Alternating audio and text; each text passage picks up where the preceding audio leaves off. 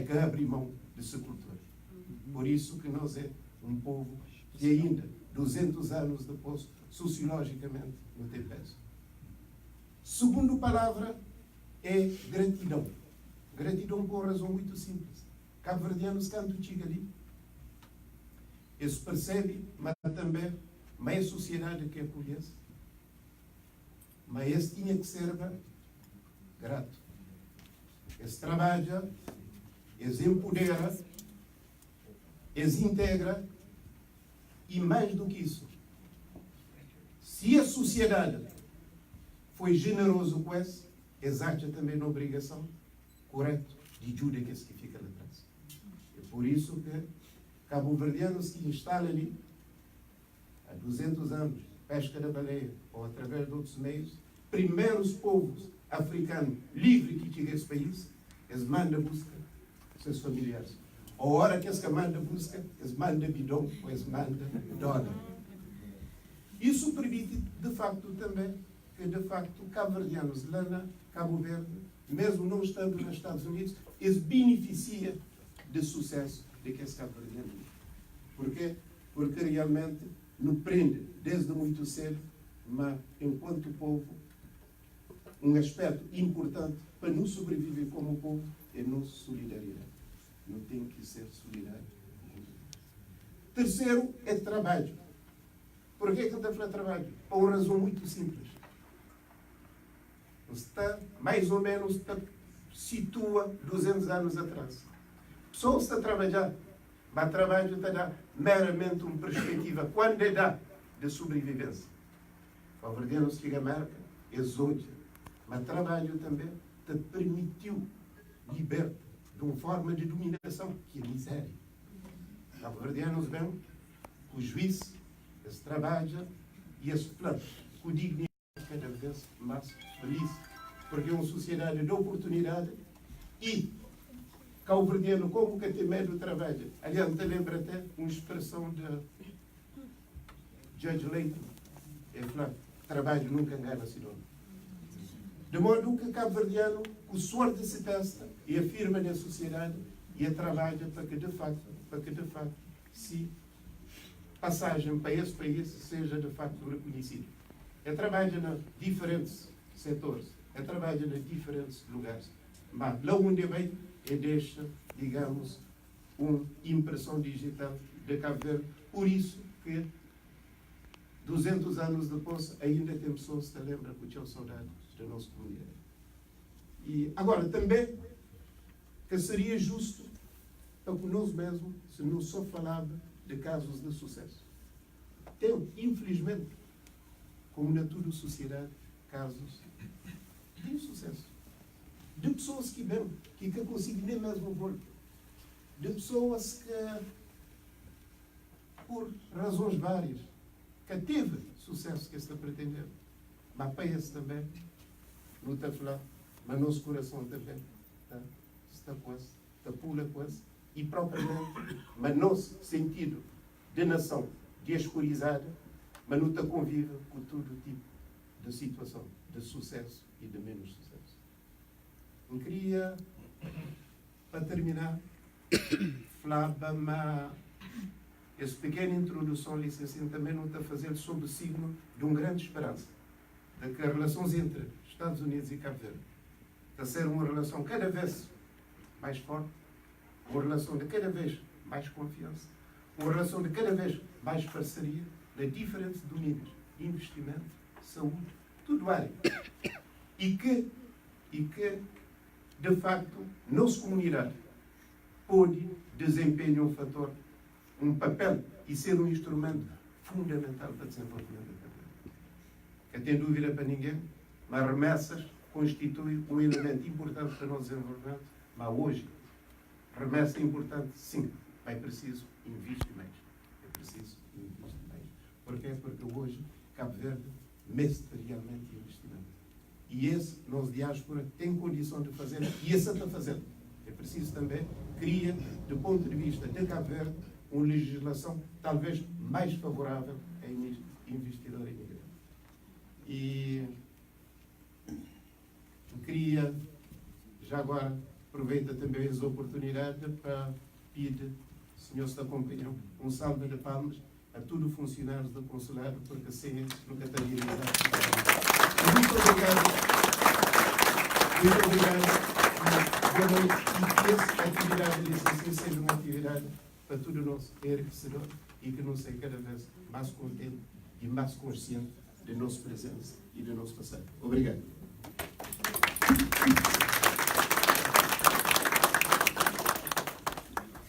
Sábias palavras do Sr. Hermínio Moniz, nosso cônsulo. Então, uma coisinha para adicionar o que o Sr. Cônsul falou, o Sr. Cônsul no mês ter contribuir para nós, Cabo Verde. Então, falamos, pode ser feito também pessoalmente, de cada um de nós, amigo crioulo, nascendo em Cabo Verde, desde 1992, ou qualquer forma, pequena forma, como conseguimos ajudar o povo na Cabo Verde. JFK had said, ask not what your country can do for you, ask what you can do for your country. And let's not just sit back and always depend on the politicians to do everything. We can all do a little bit. You know how I do it? I go to vacation in my country. I try to at least once a year. I stay at a Cape Verdean-owned hotel. I eat at a Cape Verdean-owned restaurant. I shop at a Cape Verdean-owned supermarket. I buy stuff from the street vendors in Cape Verde. That is how I contribute to my country. And if we all of us in the diaspora, if we all did a little bit, trust me, it will definitely contribute to the advancement of our country. And continue on, I now call Maria Martinez. Maria Martinez is the desk officer of Cabo Verde at the State Department and its representative at the Bureau of African Affairs. Come on up. Would you like to hold the mic, or do you want me to attempt my best at keeping it over there? Good evening, everyone. I'm honored to be here today representing the State Department. In December 1818, as you all know, the United States established its first consulate in sub-Saharan Africa in Cabo Verde, and today we are here celebrating 200 years of relations between our two countries. Our countries share excellent bilateral relations and strong historical roots. Our relations are built on the historic presence, primarily in New England, with over 500,000 Cabo Verdeans living in the United States. Its people and culture are woven into the fabric of America. Cabo Verde is also one of West Africa's political and economic success stories. Its multi-party democracy and growing economy serve as an excellent example for the region, and it makes my job easier. So I really like Cabo Verde. It is working to become a global leader in solar and wind energy and has sought to expand ties with U.S. companies to develop these renewable resources.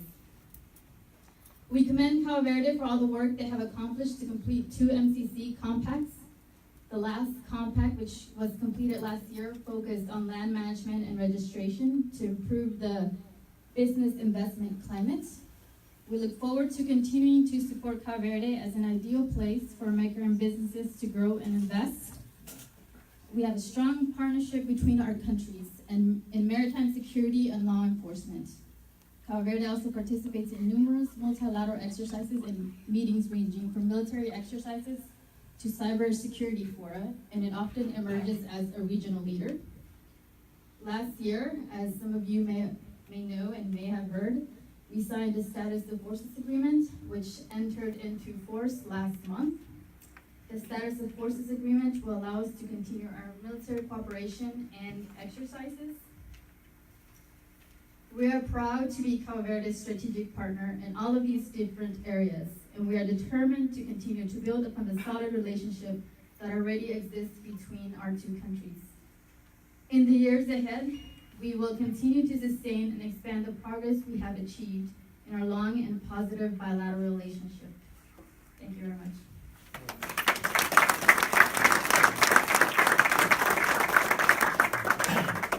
Thank you, Mrs. Martinez. We're going to move right along. From the Commonwealth of Massachusetts, the Executive Office of Housing and Economic Development, we have Mark Sullivan, who is the Executive Director of Massachusetts Office of International Trade and Investment. I'm sure you're going to practice UK Verdian later. You can just do it in English.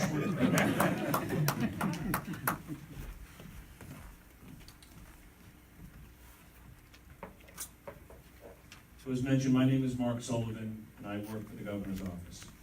I actually owe you all an apology, because I know you come to an event and you have all these speakers, and to have one that kind of rudely interrupted the event tonight to invite myself here. But what I found was, when I received the invitation to tonight's event, I then started reading the story put together by Dr. Piera. I apologize already if I mispronounced the names. And I started reading this and saying, wait a minute, 200 years ago, the first consulates established in Cape Verde?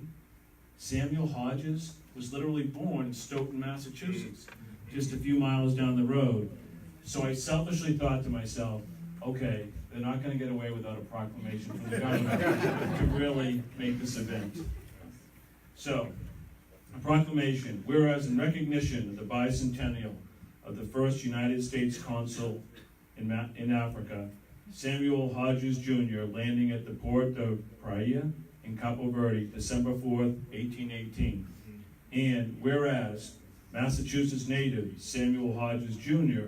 was appointed by President John Quincy Adams to promote trade, deal with the slave trade, and to defend the U.S. independence in the Atlantic.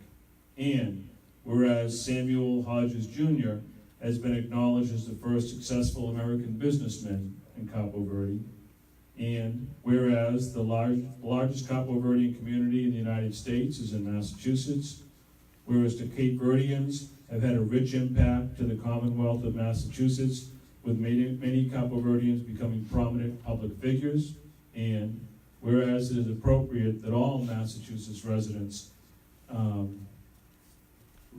recognize the Cape Verdean community for their many contributions to the cities and towns across the Commonwealth.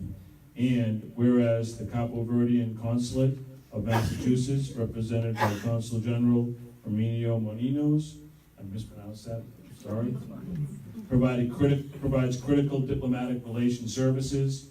Now, therefore, I, Charles D. Baker, Governor of Commonwealth of Massachusetts, do hereby proclaim December 4th, 2018 to be Capo Verde Day, and urge all citizens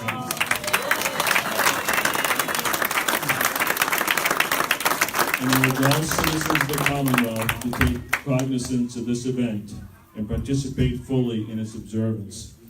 Signed by Charles Baker, Governor of the Commonwealth, Karen Polito, Lieutenant Governor of the Commonwealth, and William Galvin, Secretary of the Commonwealth.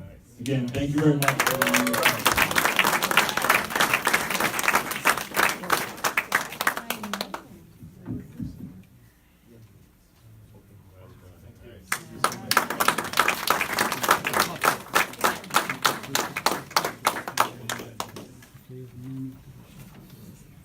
Mr. Sullivan, you can pass on our thank you to Governor Bacon and let him know that eventually we will throw a big party for December 4th, Cabo Verde Day, because that's what we're all about, and he'll make sure to be there and witness it firsthand.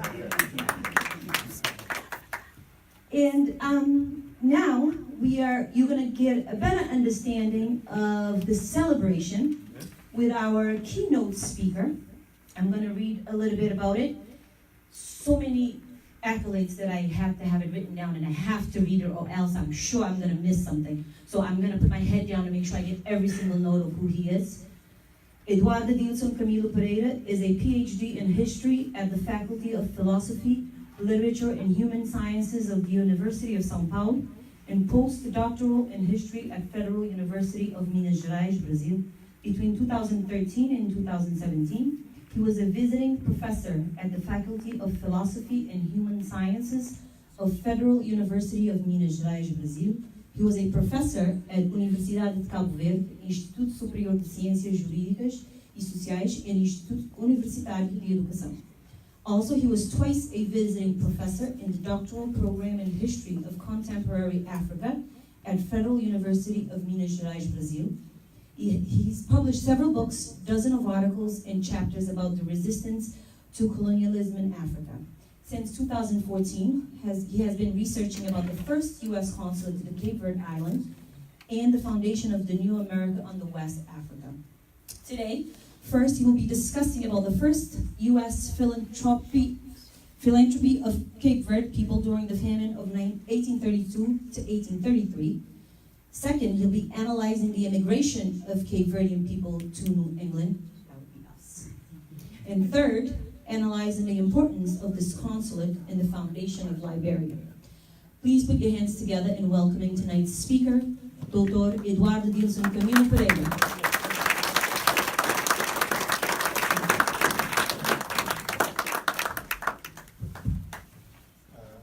Boa noite a todos. Queria cumprimentar todos os cabo-verdianos aqui presentes. É uma honra e uma grande satisfação que em 30 de janeiro de 2017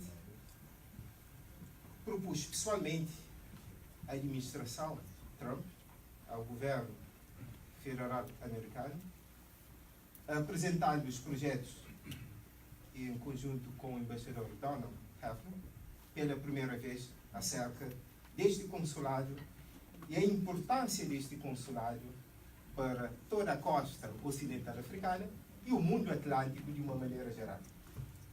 Eu queria, em primeiro lugar, agradecer ao Departamento de Estado, à nossa embaixada e consulado, especialmente também ao governo de Cabo Verde pelo apoio, mas pela extrema confiança, de igual forma ao governo federal americano pela confiança em mim depositada.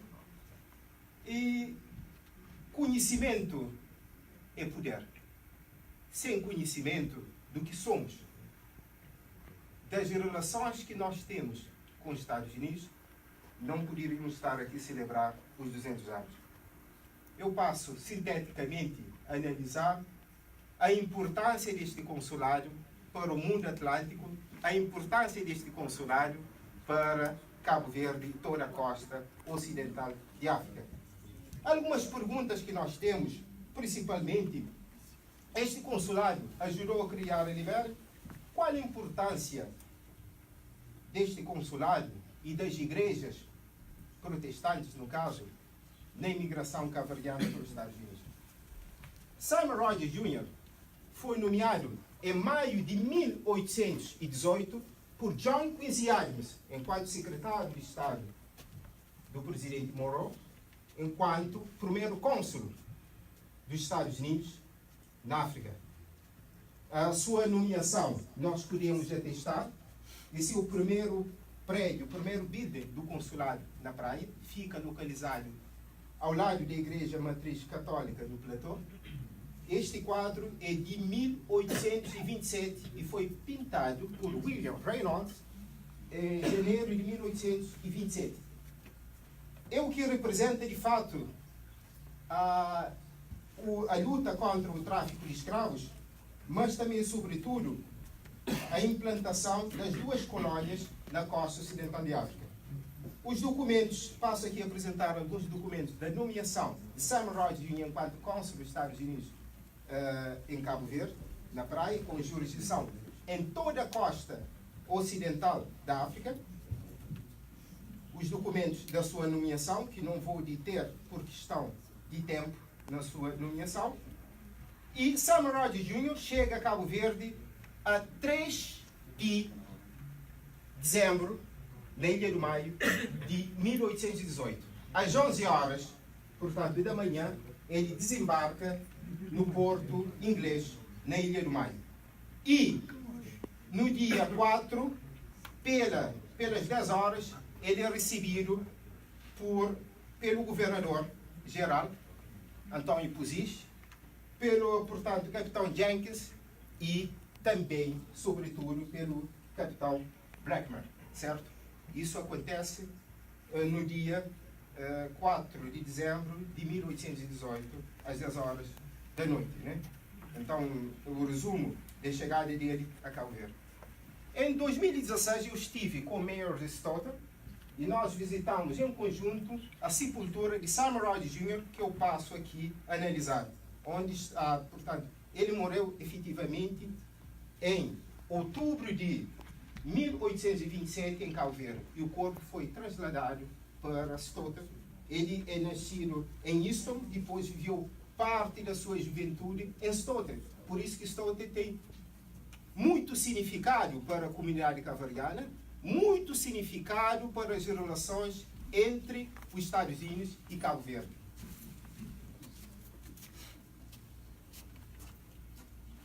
Uma vez, um dos meus alunos, no programa de doutoramento da Universidade Federal de Minas Gerais, me perguntou, mas se os Estados Unidos, na época, tinham escravos, como é que então fez a luta contra o tráfico de escravos? Mas isso não bate certo, não poderia ser interpretado de outra forma. Mas, efetivamente, como também tínhamos a própria ideia de liberdade, e como é que se criou a Libéria? Permitindo que os negros fossem reintegrados numa colônia que não fosse aqui nos Estados Unidos, sobre o argumento de que lá podiam ser doutor, engenheiro, médicos, coisa que não podiam alcançar aqui nos Estados Unidos. Efetivamente, o capitão Frencher entregou 18 prisioneiros a Sam Rogers Jr. para que fossem julgados em Boston. E o auto da entrega, projeto aqui o documento, porque hoje, se calhar, é o dia para desmistificar toda qualquer dúvida se esse consulado fez ou não a luta contra o tráfico de escravos. Se esse consulado fez ou não, efetivamente, deu continuação aos planos de John Quincy Adams, um abolicionista com relação ao tráfico de escravos.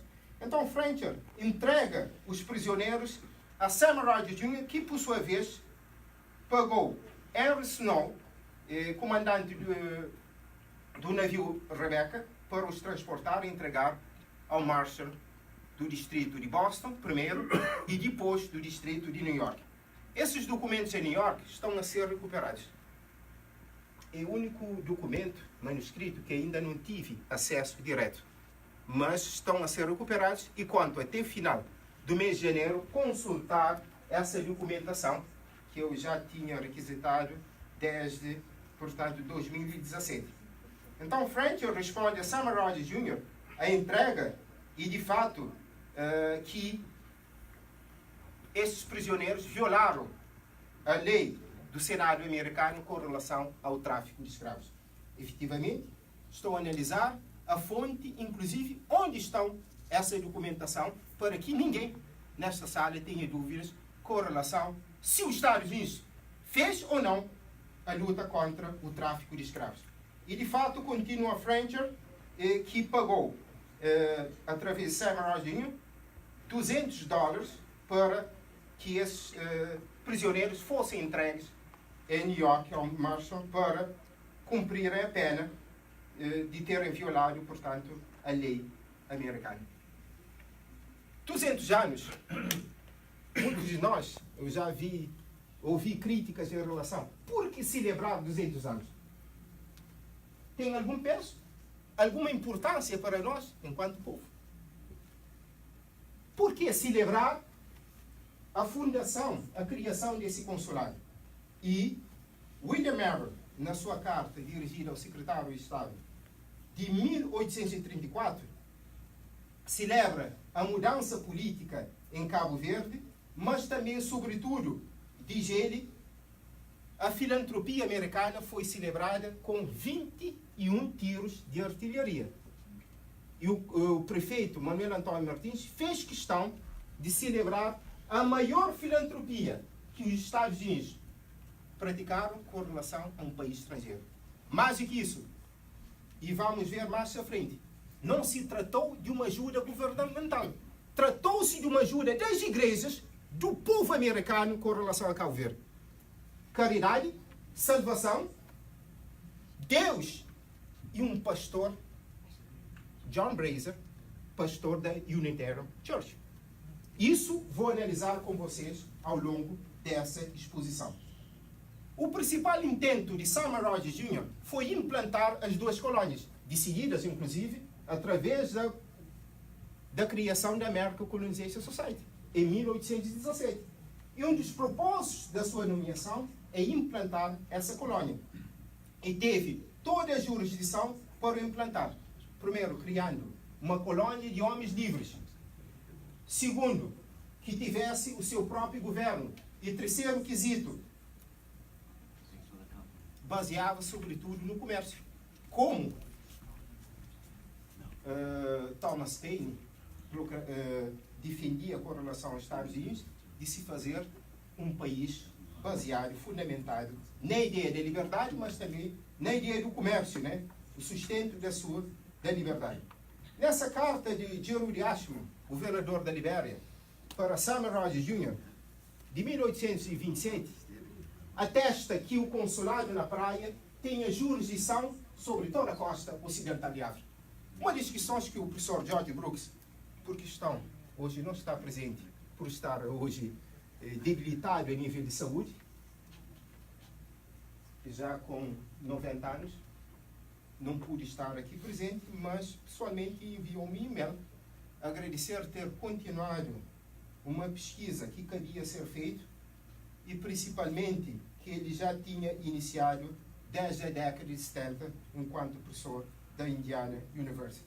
Lamento, senhora, informar que este consulado não tem mais jurisdição sobre a Libéria, por decisão, claro, do Congresso americano na última sessão, que é de 3 de março de 1827, um dos propósitos da criação dessa colônia de homens livres na costa ocidental de África.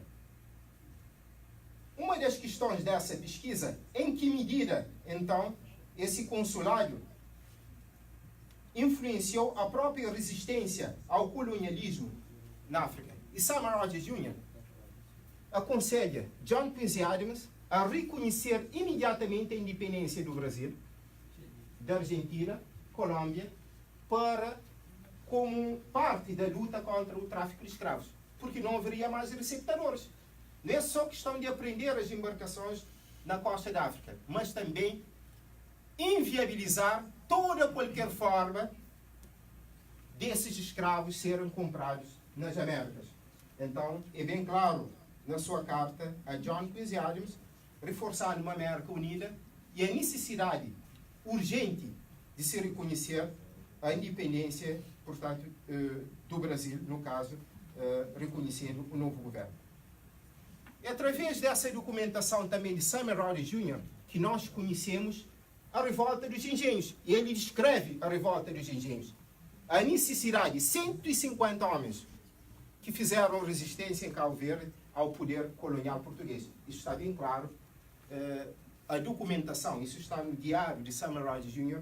e muito bem sustentado. Mas também o perigo que constituía os soldados naturais de Cabo Verde se tivessem armas, poderiam fazer uma revolução.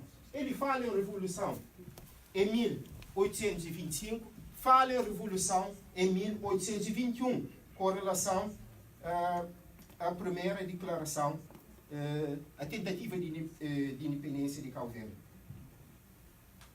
Os livros da Revolução Francesa, uma das questões, como é que naquele tempo os cabo-verdianos tinham acesso à ideia de liberdade? Como é que tiveram acesso aos ideais da liberdade?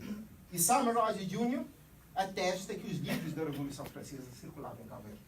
Essa documentação nós temos aqui ao lado. A circulação das ideias, dos ideais da Revolução Francesa na Ilha de Santiago, também na Ilha de Santo Antão e na Ilha de São Nicolau. E Samuel Rogers Jr.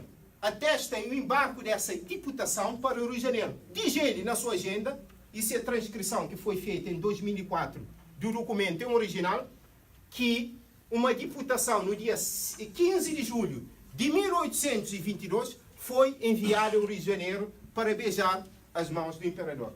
E pediram ao imperador do Brasil que anexasse Cabo Verde enquanto dependência, portanto, do novo Império Brasileiro.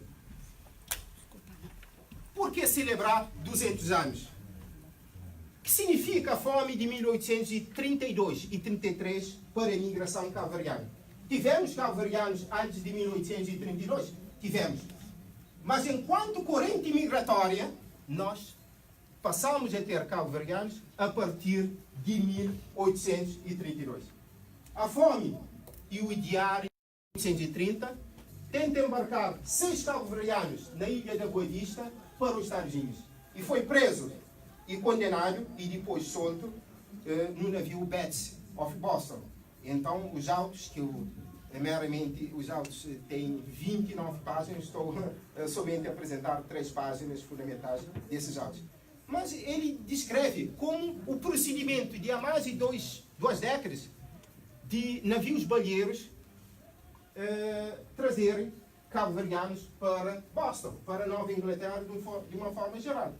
E às vezes soldados que vinham com as próprias armas para os Estados Unidos. Porque não dava tempo. Então, de uma forma ilegal, porque não tinham passaporte. E não tendo passaporte, perante o governo, a coroa portuguesa, você não podia sair de Cabo Verde, não poderia, portanto, viajar. Né? Então, por isso, foi preso e depois solto, sob acusação de tentar trazer ilegalmente cabo-verdianos para os Estados Unidos. O navio Freironha, aqui, esta fotografia está em Peabody Access Museum, em Peabody, do capitão Ryder, que foi o primeiro a avisar o povo americano da fome em Cabo Verde. E grande contribuição desse consulado para atestar e reforçar a necessidade de apoio ao povo cabo-verdiano. Os Estados Unidos passaram a ser segurança para os cabo-verdianos. E essa publicação de 1832 atesta que os Estados Unidos era segurança para os cabo-verdianos. A partir da chegada do navio Emma, em 18 de novembro de 1832, os cabo-verdianos, alguns, deixaram de trabalhar. Sobre o argumento, se algo acontecer no futuro, os Estados Unidos tornarão a nos assistir. E a garantia é, de fato, o argumento que até hoje predominante na sociedade cabo-verdiana e também aqui na nossa comunidade imigrada, que os Estados Unidos é a nossa garantia. A garantia não só da imigração, mas sobretudo a garantia de não passar mais fome, não passar mais miséria. A relação de algumas igrejas que apoiaram Cabo Verde. Eu já investiguei 3 dessas igrejas. Park Street, North End, que é a Unitarian Church, e também a igreja Unitarian em New York City. Significa que todas essas igrejas apoiaram e, de fato, deram a sua contribuição para salvar o povo cabo-verdiano. E o poema assombrante de vozes que via no mar, vozes que clamavam por pão, vozes que clamavam por água. E essas vozes presentes até os dias de hoje na nossa comunidade. Projeto aqui, a chegada do navio Emma, Santo Antão, em 1832. Essa documentação está tanto no Arquivo Nacional em Washington, D.C., quanto na Historical Society de New York City, que eu encontrei ambos. E fiz um apanhado dessa documentação para ver em Santo Antão, o capitão Reis, que chegou em 1832 a Santo Antão, descreve que a população se tornou esquelética. Praticamente 52% da população havia falecido. Os restantes estavam esqueléticos e andando de um ponto da ilha para outro para tomar a ração, a comida que foi embarcada a partir de Filadélfia para Cabo Verde.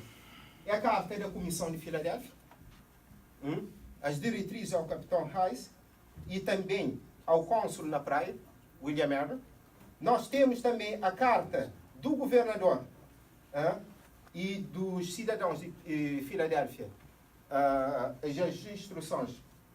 E realmente na carta, a única recompensa é a felicidade, a satisfação do povo americano por ter ajudado, por ter exercido, de fato, enquanto cristão, ajudando numa atitude de caridade o povo de Cabo Verde. Mas o discurso principal, uma figura principal, por que os Estados Unidos, de fato, o povo americano, ajudou Cabo Verde? E um desses motivos é a intervenção de um pastor que tinha influência em New York, que tinha influência em Boston, John Brazier. E no seu discurso de 23 de outubro de 1832, Brazier, em North End, tenta convencer os cidadãos de Boston e toda a região de que era preciso apoiar Cabo Verde. Pensem quantas graças poderão retornar para nós se nós ajudarmos. Ele cita, inclusive, o Mateus 25, 34. Mateus 25, 35. Quantas graças retornarão para nós? Quando tive fome, me deste de comer. Quando tive sede, me deste de beber.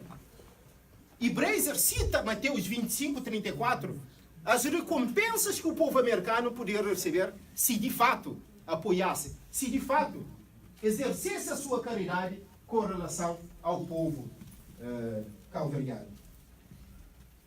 E essa publicação no Gospel Anchor, também de 1834, sublinha o fato de mulheres e crianças estarem a passar fome, rastejando no chão e ser devoradas por cães.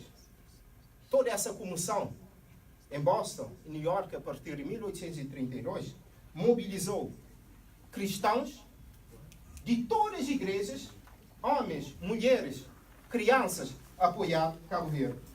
Esse apoio era enfático, esse apoio era um ato de fé. Mas também essas igrejas queriam, através do revivimento e reforma, dar, de certa forma, o seu testemunho de fé, o seu testemunho de caridade. Mais do que isso, essas igrejas queriam que, de fato, a caridade fosse uma prática, né? Há dias eu tinha ouvido, não, isso é uma filantropia do governo americano. Será que é o governo americano? Talvez essa documentação, essa publicação, venha esclarecer que, de fato, não foi o governo federal americano que iniciou com essas ajudas a Cabo Verde. Essa publicação em Boston Courier, como pode observar, de 5 de janeiro de 1833, diz o seguinte: povo cabo-verdiano preso nas ilhas a perecer, sem caminhos de imigração. Era preciso criar caminhos de imigração ao povo cabo-verdiano. Era preciso salvar os cabo-verdianos da fome, da opressão, da miséria, ao qual estavam confinados. E essa documentação não fala sobre a opressão, por isso que eu vou apresentar aqui projeto, não só a publicação e sem caminhos de imigração, mas eram passivos de um poder colonial português. E não esperavam apoio da Europa, não esperavam apoio de Portugal, e sim dos Estados Unidos. E quem escreve em Boston Courier, de 19 de outubro de 1832, é um árabe, e que analisa profundamente a conjuntura em Cabo Verde, a sua relação com a costa ocidental de África, e como é que os cabo-verdianos não tinham mais solução senão esperar ajuda dos Estados Unidos. Então, sujeitos, produtos de um exercício de poder, da opressão colonial em Cabo Verde.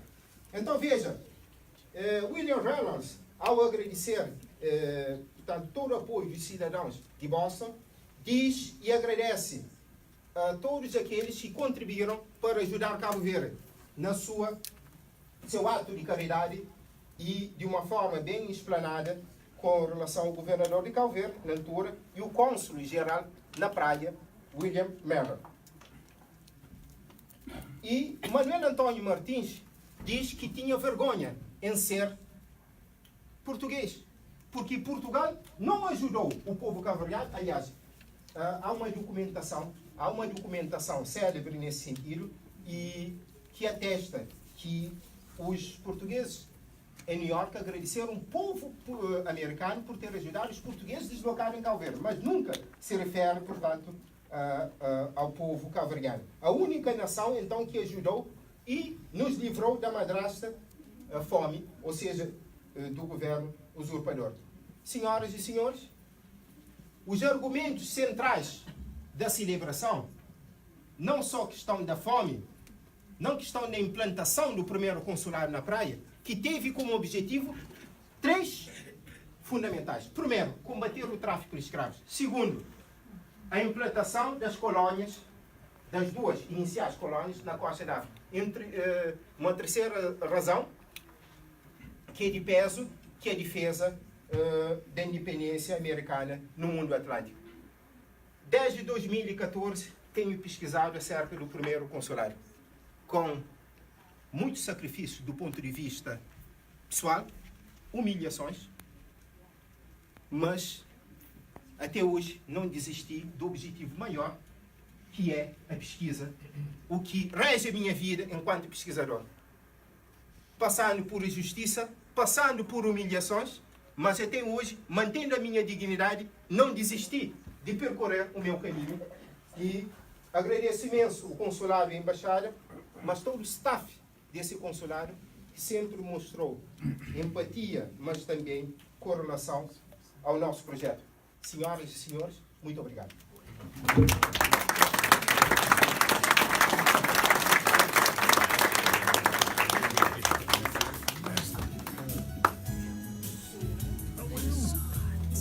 Thank you, Dr. Camilo Pereira. I'm going to make a suggestion to Dr. Camilo Pereira. This is a very interesting topic that I see that a lot of people were interested and want to engage in dialogue with you. And I know Sr. Cons is always available, the space is always available. Maybe we can put together like a special presentation, a special event where we can come and have the community interact with you while you do your presentation. And because I can see a lot of people interested, but unfortunately, we are running short on time. I won't be able to allow you to interact today, but you will expect an email pretty soon. We will put something together. Maybe we can do like a community event. We're going to move right along to the second part of our event. And being as Cape Verdean as we are running right on time. Aren't you impressed? And these are the presidential awards to members of our society, being Cape Verdean born or Cape Verdean American, immigrant or not. And to begin, I'm going to be the bad guy, but I promise you I am not the bad guy. These 2 rows of white chairs with very pretty golden ribbon on it are specifically there for the honorees while we do the presentation of the awards. We were asked by the Office of the President of Cape Verde to do this. So I'm going to be the bad guy and ask that if you are occupying one of these seats, for momentarily I'm going to need you to maybe stand in the back. We've made arrangements to put some other chairs in the back that you can use to sit so that we can proceed right along with our celebration. I am going, before I call Gunga, I'm going to call those who are going to be honored so that they may take a seat and that we can have it nicely and orderly. We're going to start off with Lloyd Semedo, who is the widow, and accepting the award on behalf of her husband, Alcide, the late Alcide Semedo. And the beautiful little girls. Hi, girls.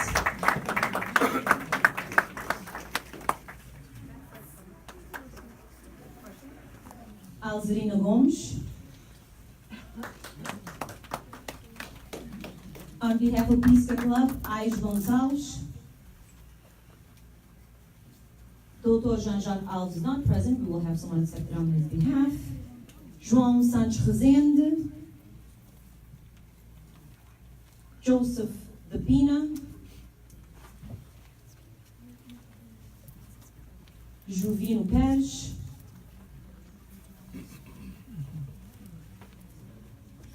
Júlio de Carvalho.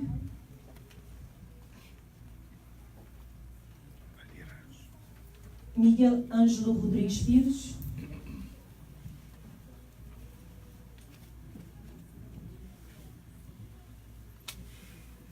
Brenda Jews, on behalf of the late Eileen Hope Harris, and Rosendo Évora Brito. Talvez acho que não está presente.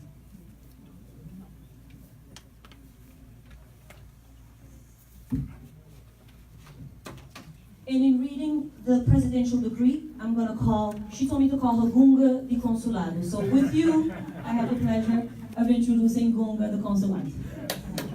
recognize her. She's a lot more than that, trust me. Thank you, good evening. I'm reading the Presidential Decree number 4 of 2018, published on the National Bulletin of April 23. It is with great pride and recognition that we recall the role and invaluable contribution of Cape Verdean citizens of the diaspora in all strides in the successful journey that our country has been making. We leave all this valiant contemporaneity, the hands of the clock synchronized in the history of the nation, under the rain, the sun, at work or at leisure.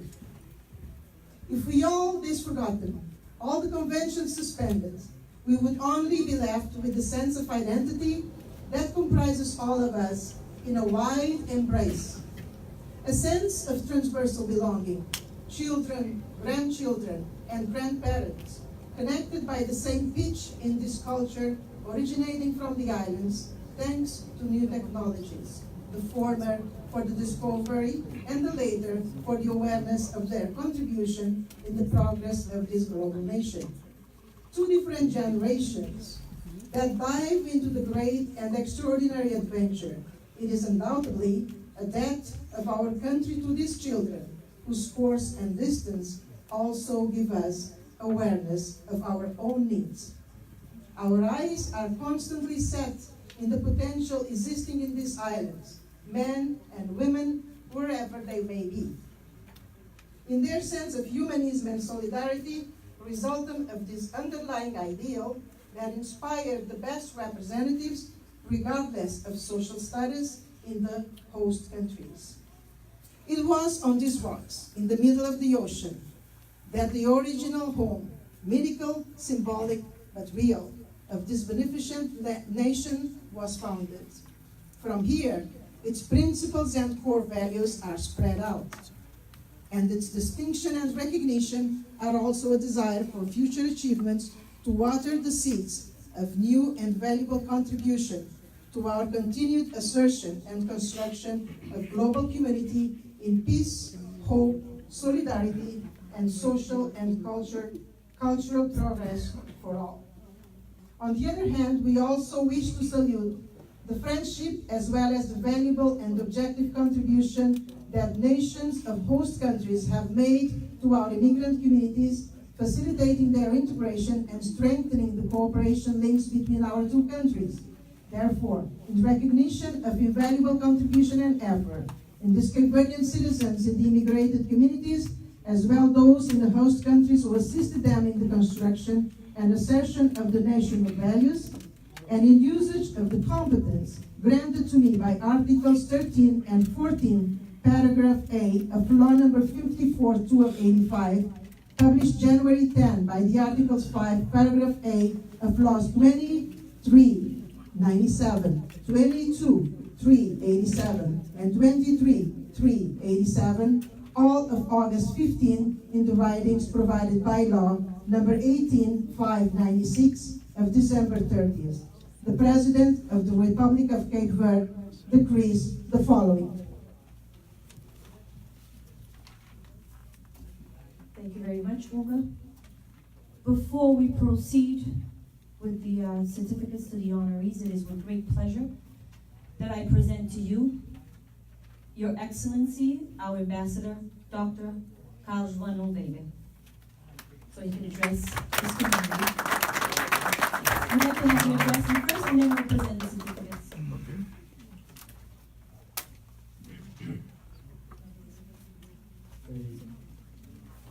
Mr. Consul General, Muniz, this is Maria Martinez, representative of the State Department, distinguished awardees, all respected representatives, Professor Orlando Canelli, Eduardo Canelli, sorry, distinguished guests, staff of the Consulate General, members of the media, ladies and gentlemen.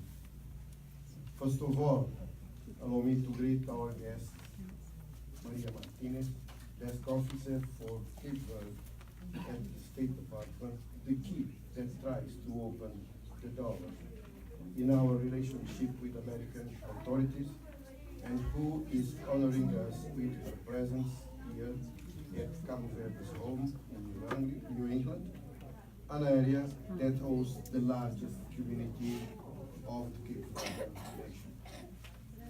I'd like also to greet Professor Eduardo Camilo for the expressive presentation and interpretation that he made of this historical landmark in the relations between Cabo Verde and the United States of America, which was the establishment in Cabo Verde of the first American consulate in sub-Saharan Africa 200 years ago. Allow me also to recognize some personalities that are here. The Consul General Adjunto do Brasil, Sr. Roberto Medeiros, representante do Cônsul de Portugal, Sr. Armando Magueirão. I would like also to recognize Reverendo Leite, Reverend Delgado, to recognize Gary Correa and Hercules Lobo, to recognize Mr. Roberto da Silva, elected mayor of East Providence, my friend João Rosa, where is it? My friend Richard Laban, and many, many others that I want to thank the presence, because by coming you provide the splendor this ceremony deserves. Thank you to the media of Cabo Verde in this community for your presence. Will bring to the whole community and to our island the importance of this moment.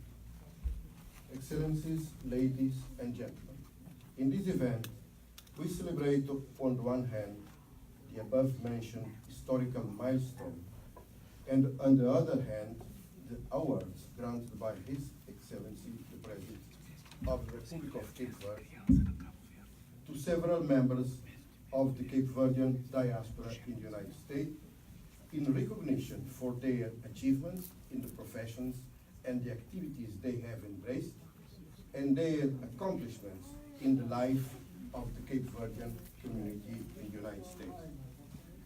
Apparently, without connection between them, the two events celebrate, in essence, the past, the present, and the future of the same reality. The close, old relationship of more than 2 centuries, made of friendship, shared values, principles, and way of life, solidarity and help when necessary, deep cooperation and partnership for development, and of safe alliance in a troubled world between Cabo Verde and America and between the two respective nations, despite the big difference in size, wealth, and power.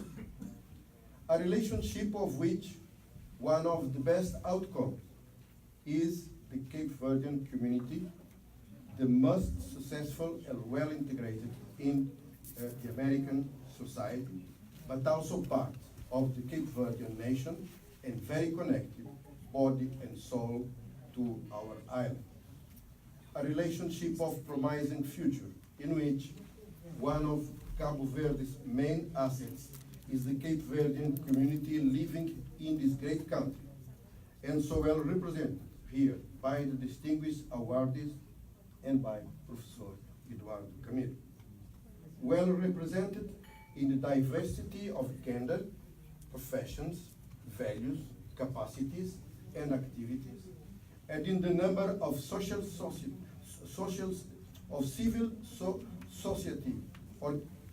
society organizations and of the political partisan creeds present here.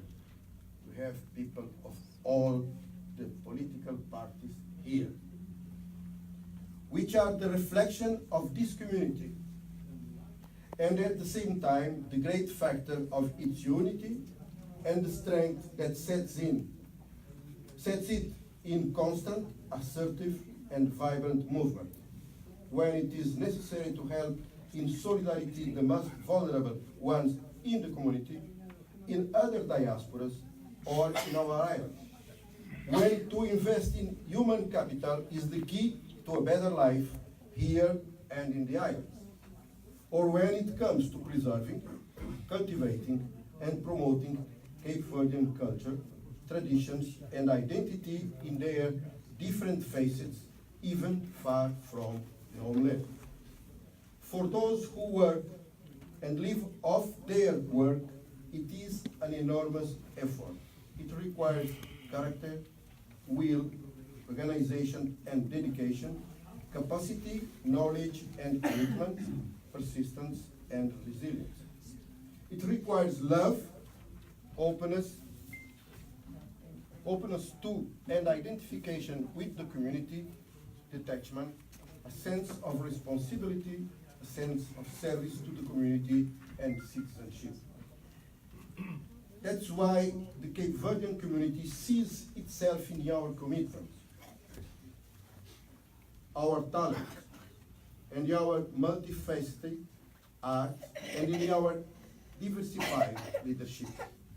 And the Cape Verdean nation is proud of you, and through His Excellency, the President of the Republic, shows its recognition by distinguishing you with some of the most important national awards. And that is also why I feel very honored, grateful, and happy for the opportunity to getting to know more and more deeply this community, and for the privilege of presiding over the delivery of the symbols of this deserved recognition to so illustrious of its members. It is of elementary justice that I do not end without thanking Consul General Herminio Muniz and his staff for their decisive leadership and their participation in the organization of this ceremony, without which it would not have the dignity that 200 years of common history and the hour deserve. Thank you very much for your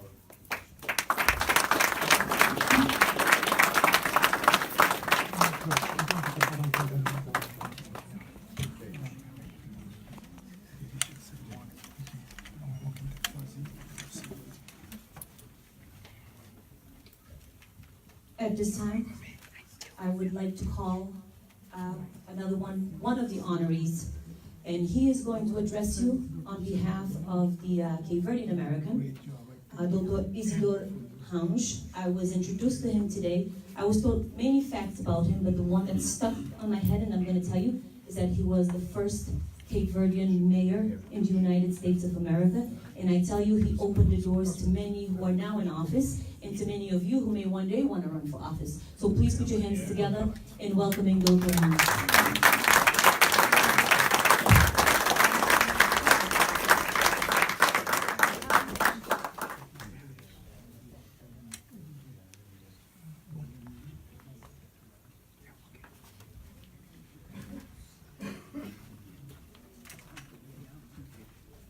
His Excellency, the President, Dr. George Carlos Fonseca, who I met in Cape Verde, His Excellency Ambassador Carlos Alberto Vega, my long